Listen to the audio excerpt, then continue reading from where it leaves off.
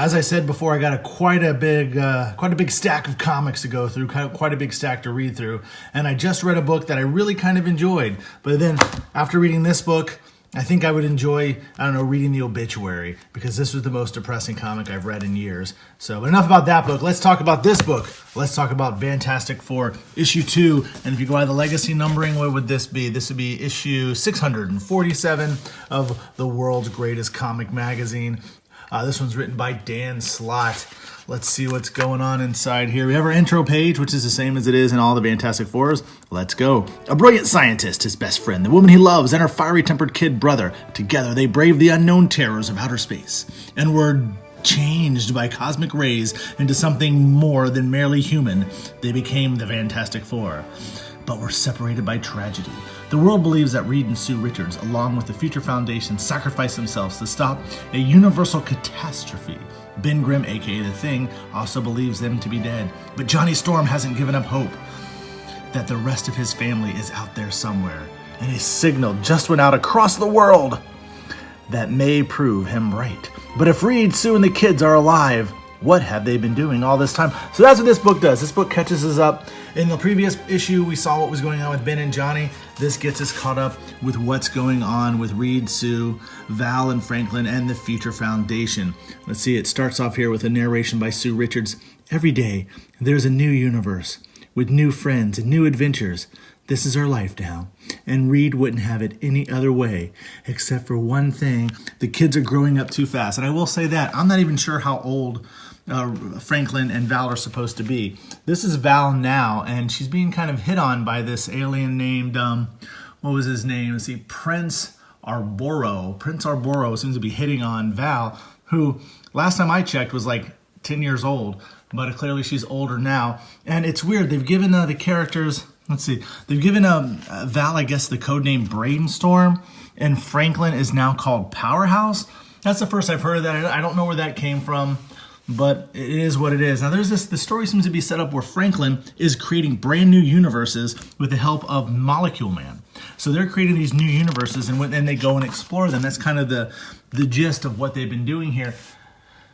I don't know. It doesn't seem right. It doesn't seem like something that Reed Richards would be okay with. I mean, they're creating universes with new life forms, and it seems a little out of character for the Reed Richards I've known over the years and reading the Fantastic Four. And now here's something I did not like about the book. I'm going to say right off the bat, here's this panel, here's this panel, here's this panel. If you notice, they use the same art in all 3 panels. I mean, they didn't even reposition a character, shift ahead, or anything. It's the exact same art in all 3 panels as Franklin is creating one universe after another. And it isn't like this is happening in a matter of seconds. These are each different days as he's creating these different universes. It's kind of a weird concept where, this little boy's creating universes. I don't know. It is what it is. There's a nice scene here with Val and Franklin where they're missing Ben and Johnny, which is kind of cool. And there's a great scene with Sue and Reed. The art, I don't know. Reed looks a little weird here. But it's a new dawn for the Fantastic Four. These are what the characters look like now. But there's a great, kind of Reed and Sue loving each other moment here where they're talking about the scientific term for that, and Reed says yes, happily ever after. It's sweet, it's nice, it's lovely. Now the next morning we find out that Franklin can no longer create universes. He still has his cosmic powers, but his ability to create universes are gone. And that brings us to this. Ooh, something's going on. We get a new villain introduced. Now this villain's name is, what was her name? It's Entropy, Heat Death, or Griever at the end of all things. So it sounds like Dan Slott created a villain and couldn't come up with a name, so he just went with all 3. And so she's here now that Franklin no longer can create universes. She's out to get Franklin and destroy the universes he's created. So let's see, we have here, the Molecule Man goes to stop her, and she immediately zaps him and kills him. Now, he looks pretty young here. Last time I checked, I thought the Molecule Man was an older gentleman. But, so she kills the Molecule Man, who looks way younger than I remember.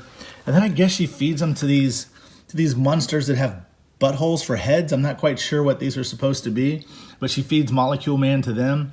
And, she has this nice epic dialogue, well-written villain. So the Future Foundation is freaking out here. They don't know what to do. So they take off and they start going through these universes, and as they're to escape, and as they're doing it, she's destroying them along the way. Kind of Crisis on Infinite Earth style. It's cool, it's quick, but again, these are universes that Franklin created in a day. So it's kind of weird. So on their ship, they're checking on Franklin to see how he's doing, and this is Alex Power from Power Pack. I'm not sure how old he's supposed to be here, who's really originally only a few years older than Franklin, but now he looks like a full-grown man, so I'm not quite sure, how this all fits into continuity or just what's going on here. But then, so Reed makes a plan to make a break for it, and Val's like, no way, she wants to go save Prince of Barrow and his people. And that raises an interesting question. When she arrives here, it just made me start wondering, when Franklin creates a universe, he brings all these different races with all these worlds. They're brought into existence, but they're brought into existence with it seems like a history.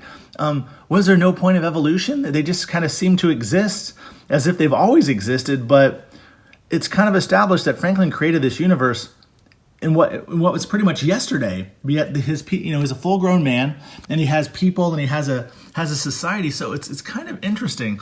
So we have our final confrontation here as the what was her name again? The Griever at the end of all things confronts Franklin, takes him out. Not going to spoil it from here because you know what? It wasn't bad. I'm going to say a lot of people are hating on Fantastic Four because they didn't quite pull the team together in the first issue. I will say the last page of this book is spectacular. This was really a fun read. I softly recommended the first issue. I'm going to highly recommend this issue. It isn't as fun as I would hope the Fantastic Four would be. It doesn't have the high adventure feel that the Byrne run or the Walt Simonson run had, but it's okay. It's a good story.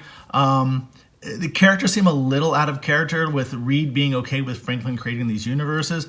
But at the end of the day, that's the story he was given at the end of Secret Wars. So it might not have been Dan Slott's creation. He's just kind of wrapping that story up so he can move the Fantastic Four along. So I'm going to highly recommend the Fantastic Four #2. Again, legacy numbering 647. Check it out. I think it came out 2 weeks ago or 3 weeks ago. Your local comic shop should still have copies of it on the shelf. And real quick, I want to talk about this. Battlestar Galactica here in South Florida at the Movies of Lake Worth in Lake Worth, Florida. We are doing a screening of the original theatrical cut of Battlestar Galactica. This is the 40th anniversary screening. Come out and join us on October 5th. That's my birthday. So come out and join us October 5th, and you can see Battlestar Galactica on the big screen if you're in the South Florida area. Go to cosmictimes.net/BSG40 for more information and to buy your tickets. Tickets start at only $8. It's right around the corner, so come out and join us October 5th for Battlestar Galactica, the 40th anniversary screening. And head to your local comic shop and pick up Fantastic Four #2. See if they have issue 1 as well if you haven't picked it up. This is the start of a new dawn for the Fantastic Four, and I highly recommend it. So thanks for watching. I hope you liked the video. If you liked the video, do me a favor. Go ahead and hit the like button down below. It's thumbs up. And go ahead and subscribe to our channel. And then hit the bell icon so that you're notified every time we put up a new video. And hey, if you really want to do me a favor, leave me a comment below. Let me know what you thought of Fantastic Four issue 2 or what you think about these videos altogether. That's about it. Until next time, stay cosmic.